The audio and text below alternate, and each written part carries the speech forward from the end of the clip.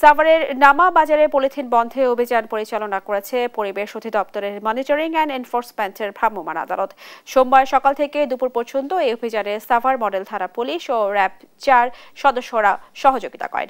এ সময় পলিথিন মজুত, বিক্রি ও প্রদর্শন করার দায়ে 3টি ব্যবসা প্রতিষ্ঠানকে মোট 80,000 টাকা জরিমানা করা হয়। জব্দ করা হয় প্রায় 2500 কেজি নিষিদ্ধ ঘোষিত পলিথিন। পরিবেশ রক্ষায় এ ধরনের অভিযান অব্যাহত থাকবে বলে জানান পরিবেশ অধিদপ্তরের মনিটরিং অ্যান্ড এনফোর্সমেন্টের ভ্রাম্যমাণ আদালতের নির্বাহী ম্যাজিস্ট্রেট রেজওয়ানুল ইসলাম।